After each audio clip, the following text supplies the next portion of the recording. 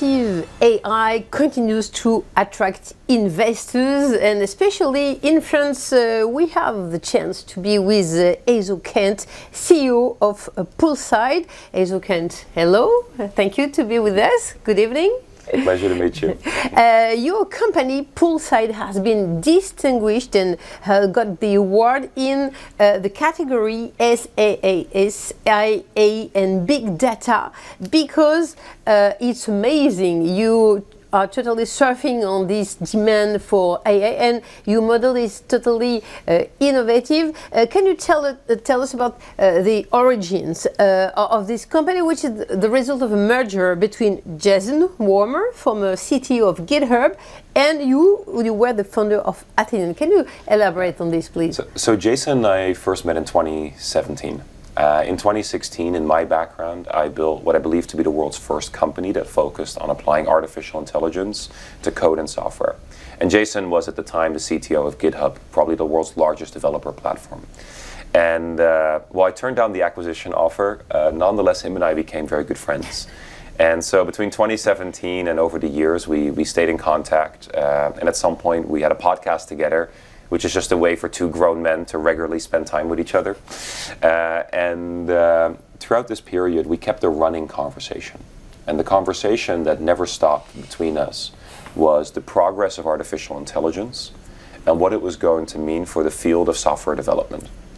And at the beginning of last year, having seen where the world had gotten to, in the post-ChatGPT moment, it was very clear to us that it was likely the very last moment in modern history that someone was going to be able to build a frontier AI company. Because, as you might have noticed and seen in the space, or at least heard in the press, the frontier AI companies require incredible amounts of compute, the NVIDIA GPUs, to be able to actually train our models and to build out what we do. So they're highly capital intensive. And they're also not just capital intensive, they're incredibly intensive on incredible talent to work in that space. And so we realized if this is the last moment in history you can start a company like this, we decided to dive straight away in, and that led to the creation of Poolside. So your company leveraged language learning models to create a platform that can write software. And can you tell us, there are a lot that focus on building general purpose AI, but you decided to focus on a single capability, software development. Why? It's my favorite question that you're asking. I think it's worth taking a step back of what we think is happening with large language models and artificial intelligence as a broader field. What we've seen in the last years is this increasing amount of capabilities. And the capabilities have come kind of from twofold. They've come from making these models larger and larger. It's primarily a function of how much compute that we put behind them.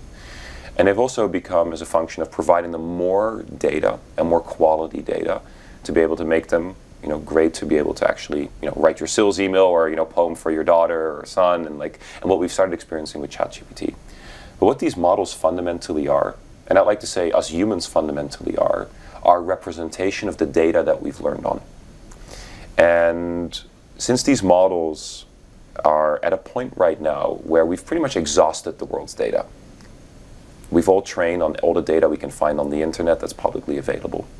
The world is heading to a place where what really makes the difference between one AI model and the other is the data that it was trained on. And we saw an avenue for Poolside to become the world's most capable AI and aspire towards becoming the world's most capable AI in the domain of software development. That requires a lot of work, and we're on that journey right now. And the way we could see a path towards that, and why we think the path of software development will be the first area where we one day will see true human-level intelligence, is because of our ability to gather that data.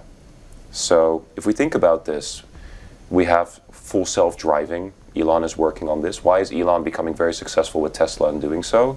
Is because he has millions of cars on the road that are gathering data. And that's feedback for a model to become smarter. If we look at software development, what is our version of being able to get data that no one else has?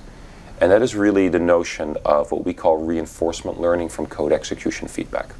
Now, I won't bore you with all of the technical details in depth, but the way to think about this is if I'm trying to get better at self-driving, I have to put cars on the road, and I have to gather lots of data. It's expensive to do so.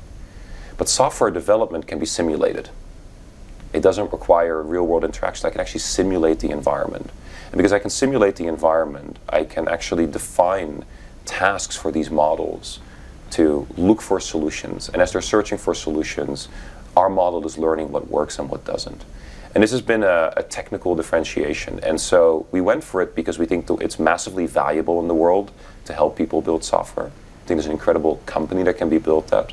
But we also think there's a real research and engineering distinction on how we do it that allows us to get to a place that is distinctly different from where others are. In the US, OpenAI has created a lot of stories in the press. There are a lot of players. There are more and more players in Europe.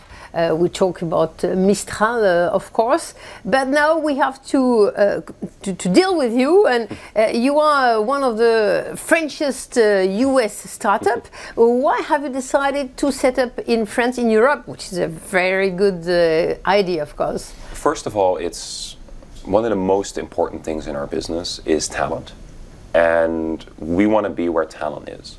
And so we have a part of our team that is in the United States. We have a part of our team that is all over Europe, from the UK to France to Amsterdam to Switzerland and many other countries. And we got really excited about Europe. And we got excited about Europe because OpenAI is not here. Anthropic is not here. And because they're not, but you do have people here who don't want to move to the United States, but want to work for massively ambitious projects. Things that can change the world, that are not being part of Google with one of 100,000 people that work there, and that for us we felt was an opportunity, and that led us to build out our team all throughout this continent, and we actually bring that team together every month here in Paris. It's actually these 3 days in this week in the month that's happening right now, and we found a lot of advantages to that. Very practical ones, to be very honest. The fact that there's a train that runs from the UK and Switzerland and Amsterdam, everything here. But also the fact that the country's been incredibly welcoming, to us being here. And so we find ourselves, today with a team from lots of different nationalities, lots of different countries, sitting in lots of different places in the world. With France, for us, also holding kind of a special part in our heart for that. Is it a friendly environment to raise some money, or? Well, it wasn't part of our decision making at all, to be very honest. We're in a very capital intensive nature in our business, and at the same time, we're working towards a future that has an incredible potential for outcomes. Right?